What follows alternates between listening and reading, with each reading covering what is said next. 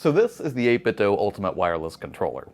Well, technically it's one of the 8BitDo Ultimate Wireless Controllers, but we'll get to that later. For now, just know that I was in the market for a dedicated Steam Deck controller. And while it's true I could have paired any number of third-party controllers that I have laying around here, or like a PS4 controller, or even a DualSense or an Xbox controller, and those technically would have worked, I just wanted to make sure that I had a controller that was 100% dedicated to the Steam Deck, and I knew that every time that I looked at it or grabbed it, that's exactly the device that it would be connected to. So I did some research and started looking around, and ultimately decided to roll the dice on this, the 8BitDo Ultimate Wireless Controller. Specifically the cheaper $49.99 version and not the $69.99 version. So today's video is all about what you can expect if you decide to get one of these controllers yourself, what my personal experience was like playing with it, and a lot of the things that I love about the controller, and at least one major snag that I hit that almost led to me returning it. But for now, let's just go ahead and jump in and take a look at what's in the box. Inside the box, you'll find the controller itself, an incredibly sleek and perfectly fit charging stand that houses the 2.4 GHz wireless receiver, a USB-C to USB-A cable, and your standard documentation.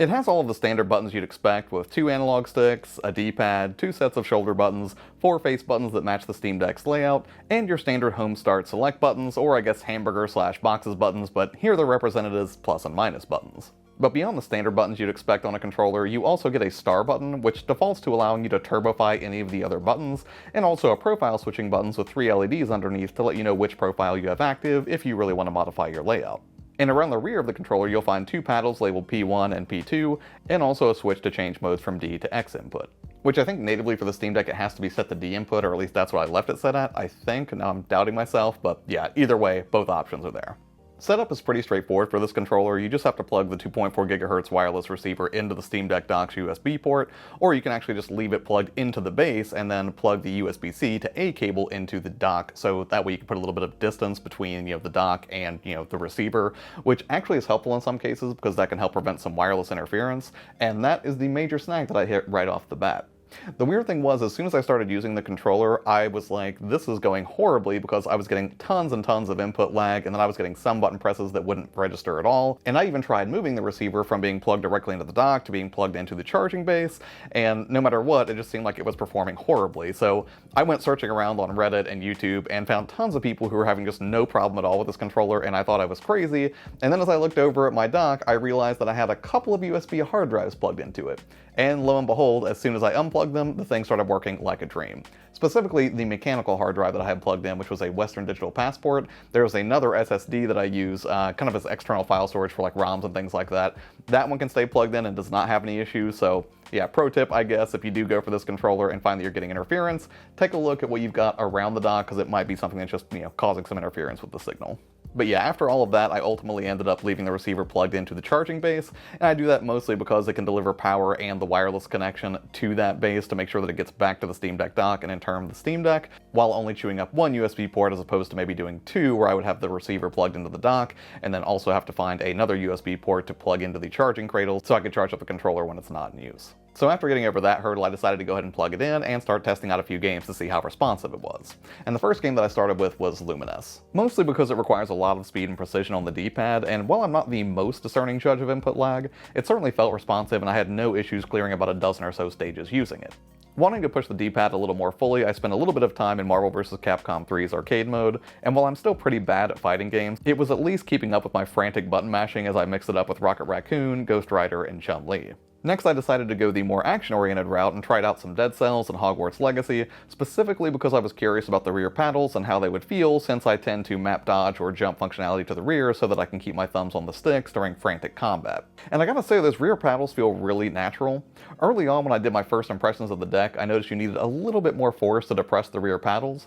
but these have a nice clicky feel and are easy to press, but they're positioned in such a way that I didn't find myself accidentally triggering them, which I often end up doing on the Xbox Elite controller. Comfort-wise, I would say it feels pretty great, kind of like a fusion of an Xbox controller and a Nintendo Switch Pro controller. The build quality feels pretty good, and the texture on the rear housing feels pretty nice. It's nothing exceptional, but it's certainly a comfortable controller to hold, although I would say it is a little bit smaller than what I'm used to, so if you have larger hands it might be an issue, but by and large I found it to be a very comfortable controller to hold for extended play sessions. And one of my favorite things about this controller really doesn't have a lot to do with the controller directly, but rather the very sleek and just perfectly fit charging cradle that they include with this. The contacts on the back of the controller just fit into that cradle absolutely perfectly, and the controller is smart enough to go to sleep as soon as you put it in the cradle, and it wakes up almost as soon as you take it out. But another really nice aesthetic piece of that is whenever you do drop it into charge, it starts glowing the soft white light underneath the base of the controller, and it just looks really, really slick. So the Charging Cradle has this really nice functional and aesthetic advantage as far as I'm concerned,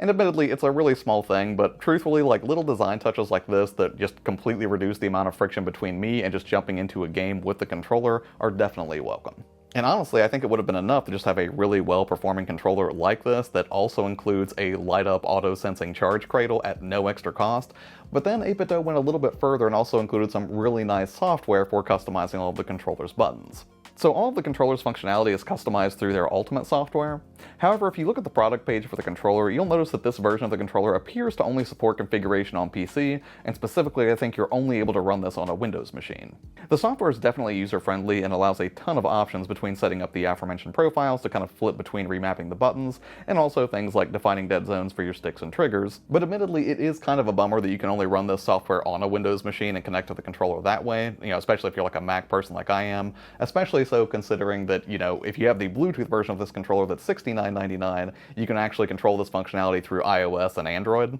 Also, by default, the rear paddles aren't mapped or enabled, so if you want to use them with the Steam Deck, at least on the 2.4 GHz model that I'm showing you here, you'll need to run that software to get them functional. Now, that minor criticism aside, I would say the most confusing part of coming to grips with this controller was really figuring out if I was buying the right controller. Because again, even though there are two different models, $49.99 and $69.99, and the more expensive one has Bluetooth, there were some other key differences as well, and I had to spend some time kind of pawing through the product descriptions to really get a good feel for what those were. So here are the most significant differences from what I found. The 2.4 GHz wireless one that we're looking at now doesn't have Bluetooth, charges in about 3 hours, and provides about 15 hours of battery life, and is kind of more geared towards PC use. On the flip side, the more expensive model has Bluetooth and the 2.4 GHz dongle, can work with Windows and the Nintendo Switch, has about 22 hours of battery life, and also features gyro controls along with Hall effect joysticks, which should make it pretty much impossible that you'll ever have to deal with stick drift.